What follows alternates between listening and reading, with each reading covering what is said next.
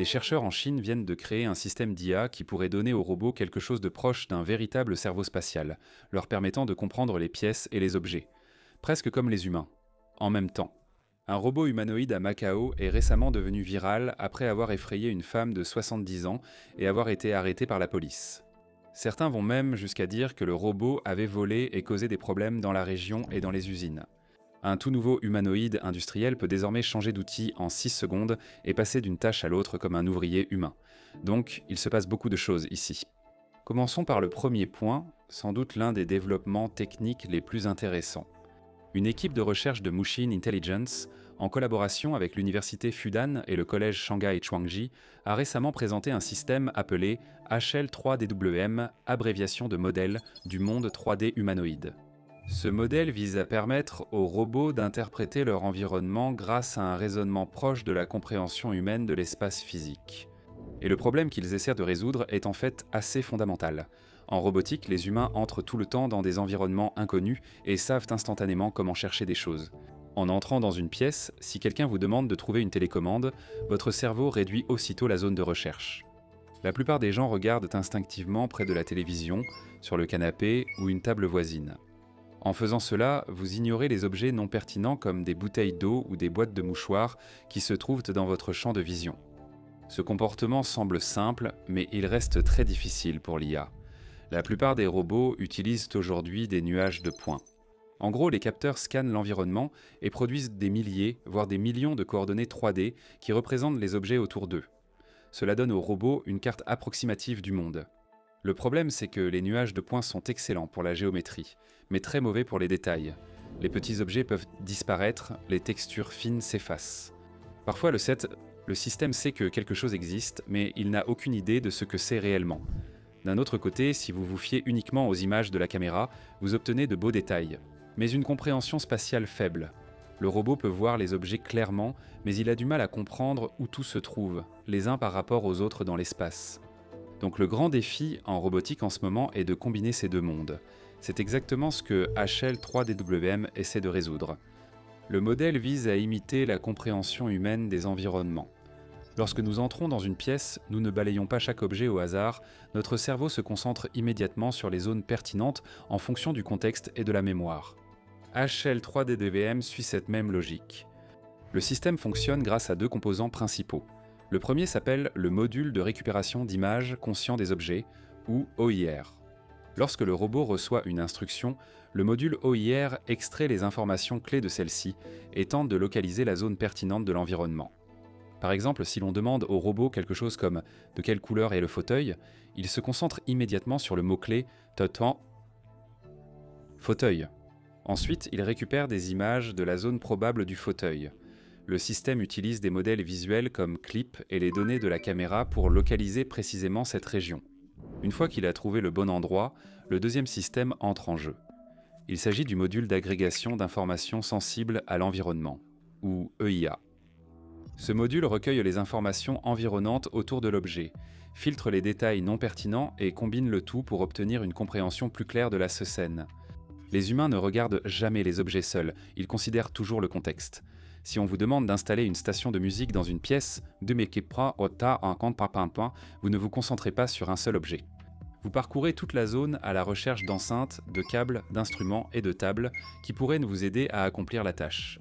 Le module EIA recrée essentiellement ce comportement et une fois que le système a rassemblé les informations, il envoie tout dans un grand modèle de langage qui génère une réponse ou un plan. L'intérêt réside dans la façon dont le modèle combine deux types de données très différents.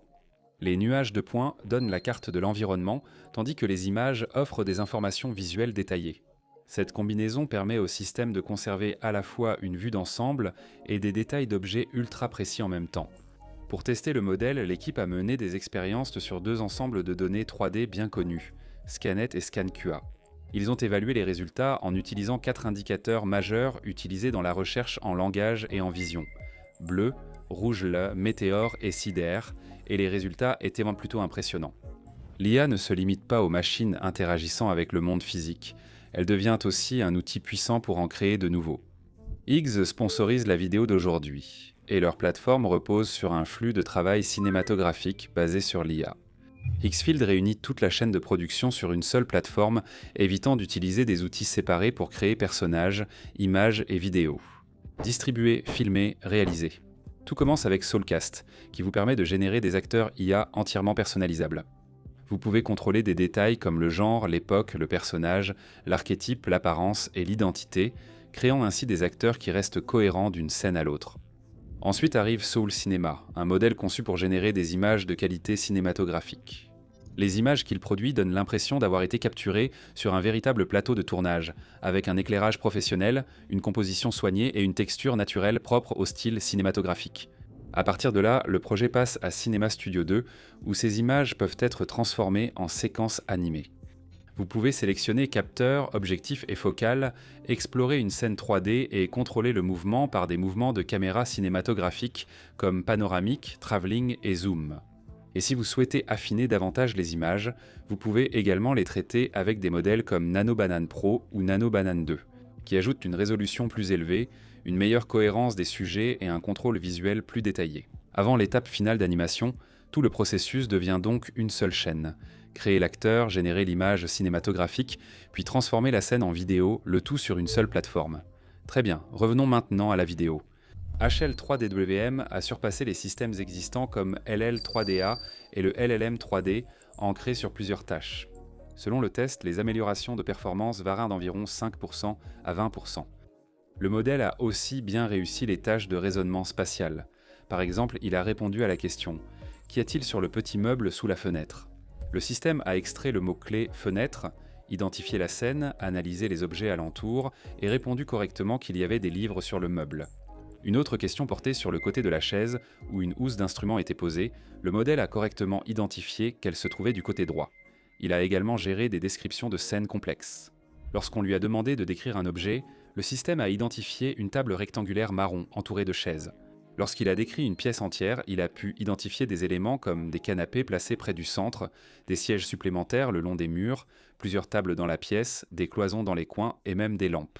Mais l'une des capacités les plus intéressantes était la planification de tâches.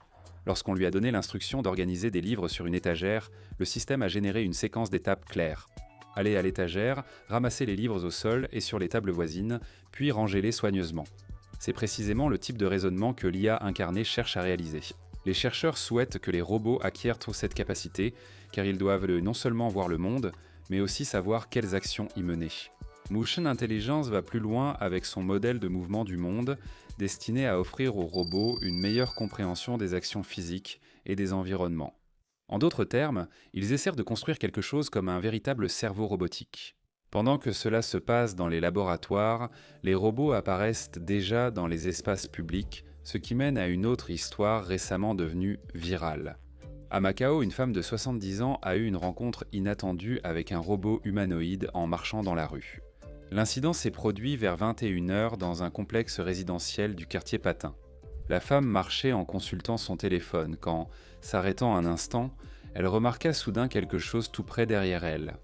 C'était un robot humanoïde, plus précisément un Unitree Gion. Selon les rapports, le robot suivait le même chemin et s'est arrêté derrière elle parce qu'il ne pouvait pas la contourner. Du point de vue du robot, il attendait simplement que le chemin se libère après son arrêt. Pour la femme, un robot humanoïde est soudain apparu derrière elle dans l'obscurité. Elle a immédiatement crié sur la machine, disant qu'elle lui avait accéléré le cœur. La scène filmée s'est vite propagée sur les réseaux sociaux. Peu de temps après, des policiers sont arrivés et ont escorté le robot loin des lieux. Dans la vidéo, un policier a posé une main sur l'épaule du robot pour le guider, donnant à la scène un aspect étrangement proche d'une arrestation humaine. Le robot appartenait à un centre éducatif local et servait lors de démonstrations promotionnelles. Tunmok A expliquait que le robot s'était arrêté derrière la femme car il ne pouvait pas la dépasser, mais ce moment a quand même causé une grande détresse. La femme a dit à la police qu'elle ne se sentait pas bien et a été emmenée à l'hôpital pour examen médical. Les autorités ont ensuite confirmé qu'il y avait eu un contact physique entre le robot et la femme, bien qu'aucune blessure n'ait été signalée. Après avoir reçu des soins, elle a décidé de ne pas porter plainte. En ligne, les réactions étaient partagées, certaines personnes ont considéré l'incident comme anodin et ont plaisanté sur l'arrestation du robot.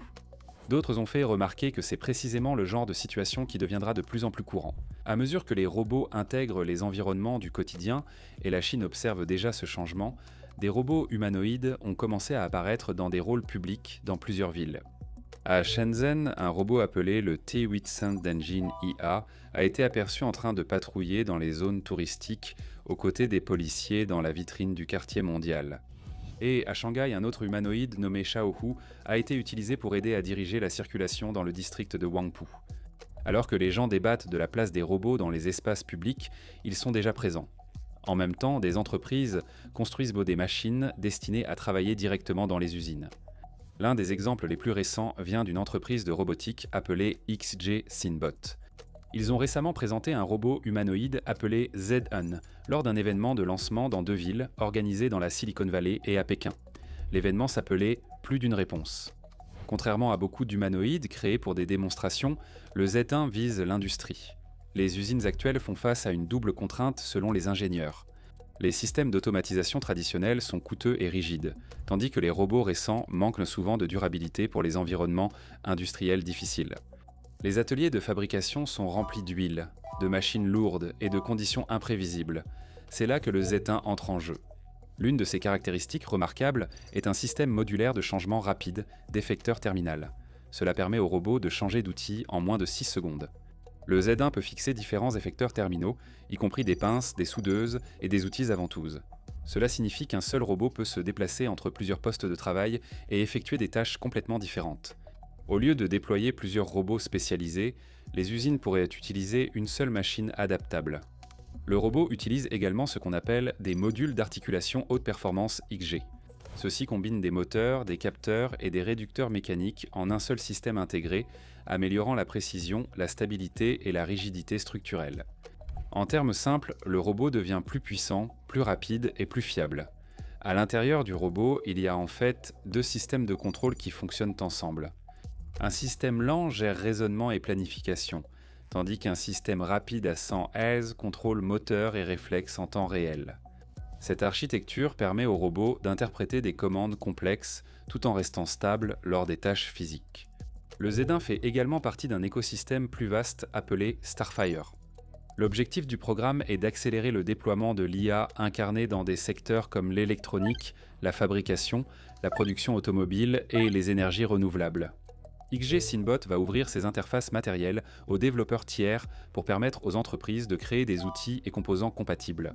Ils envisagent aussi d'ouvrir progressivement certaines parties de leurs ensembles de données, modèles de scénarios et kits de développement aux chercheurs et partenaires industriels. Tout cela se produit alors que les investissements mondiaux dans l'IA incarnée continuent de croître rapidement. Partout dans le monde, des entreprises s'empressent d'associer l'IA avancée à des robots physiques. Le vrai défi n'est pas de créer des modèles plus intelligents, mais de les intégrer dans des machines fiables dans le monde réel. Et en ce moment même, nous assistons à cette transition en temps réel. Si cette analyse vous a plu, cliquez sur j'aime, abonnez-vous pour suivre l'actualité IA et robotique, et à la prochaine vidéo.